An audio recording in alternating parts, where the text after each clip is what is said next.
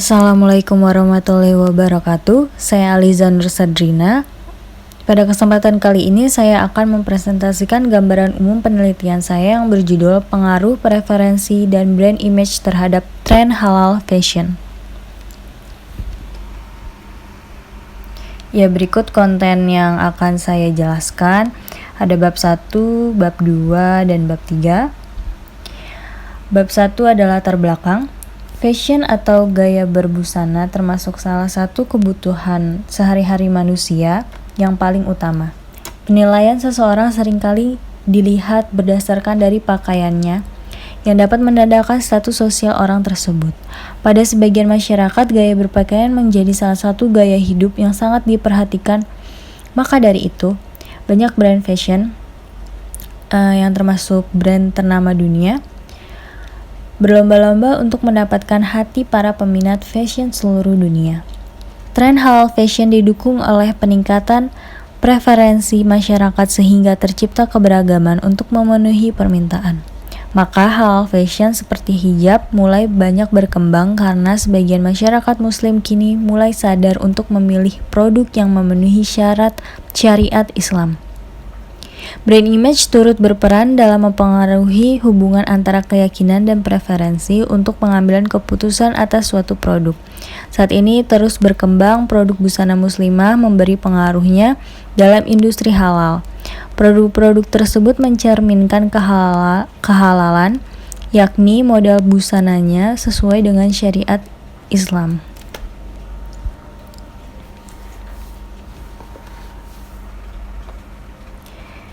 Ya, seperti dijelaskan tadi, di latar belakang brand fashion ternama dunia ini berlomba-lomba untuk menarik hati penikmat fashion. Ya, seperti deretan brand fashion yang terlihat sekarang ini. Mereka mengeluarkan koleksi hijabnya didukung oleh peningkatan preferensi demi memenuhi permintaan. Halal fashion yang seperti hijab ini mulai banyak berkembang. Selanjutnya ada rumusan masalah.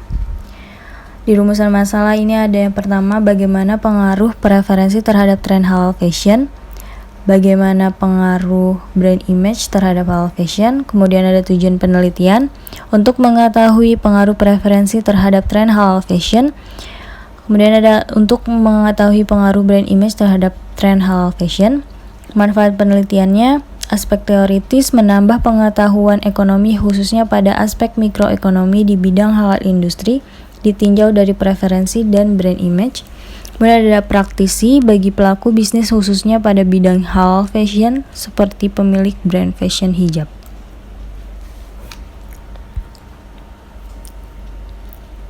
Selanjutnya di bab 2 itu ada penelitian terdahulu. Di sini ada 10 penelitian terdahulu. Ada kajian teori, model penelitian, kemudian ada hipotesis. Tinjauan pustaka. Di sini ada landasan teori. Teori preferensi dapat diartikan dengan seseorang yang lebih cenderung menyukai akan sesuatu hal rata-rata daripada yang ekstrim. Maka hal tersebut dapat termasuk ke dalam asumsi muatan ekonomis bernilai kecil. Teori ini dikemukakan oleh Karim. Preferensi merupakan suatu sikap subjektif yang memiliki sifat independen. Teori ini dikemukakan oleh Houdry. Adapun langkah-langkah sebagai konsumen dalam pembentukan preferensi itu sendiri, teori ini dikemukakan oleh Kotler dan Kevin.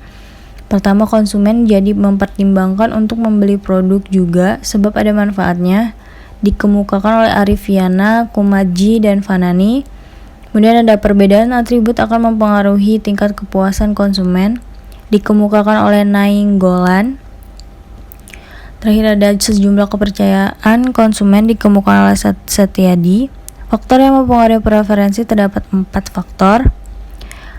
Di antaranya ada budaya, dikemukakan oleh Tantawi. Kemudian ada sosial, dikemukakan oleh Syarif. Kemudian ada pribadi, dikemukakan oleh Sari, Sumarwan, dan Johan. Kemudian ada psikologis, dikemukakan oleh Raharja, Arifin, dan Wilopo.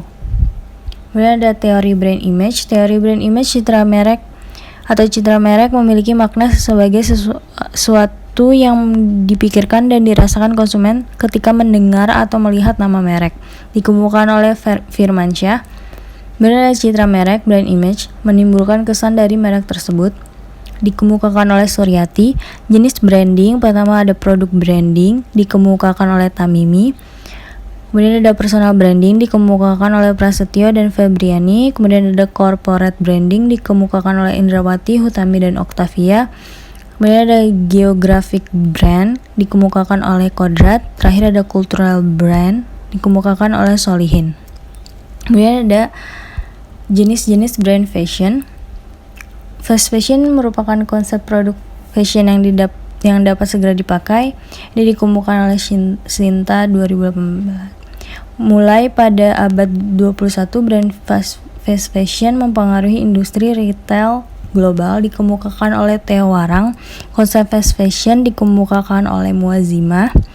Sustainable fashion ramah lingkungan dikemukakan oleh Nidia dan Suhartini.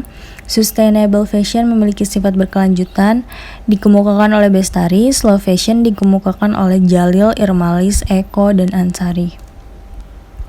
Kemudian ada teori halal fashion yang akan dikemukakan oleh Jenahara, teori fashion. Ada persoalan aturan fashion dalam Islam dikemukakan oleh Ilyas. Ada tren halal fashion dikemukakan oleh Michael Leboeuf untuk teori tren. Ada populasi muslim di dunia berdasarkan dari laporan review. Kemudian jaminan produk halal, UU Republik Indonesia, perkembangan halal fashion di Indonesia, Purnamawati dan Hasana, dominasi halal fashion di dunia, dikemukakan oleh Farid Sembiring dan Nasution.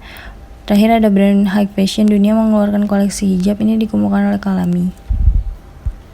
Kemudian ada modal penelitian dan hipotesis. Di sini preferensi sebagai variabel bebas dan brand image juga sebagai variabel bebas yang mempengaruhi tren halal fashion sebagai variabel terikatnya. Hipotesis dari penelitian ini adalah variabel terkait preferensi dan brand image memiliki pengaruh signifikan secara simultan terhadap tren halal fashion. Terakhir ada bab 3. Penelitian ini menggunakan metode penelitian kuantitatif. Sampel yang digunakan pada penelitian ini ialah mahasiswi perguruan tinggi di Jakarta yang mengikuti tren halal fashion.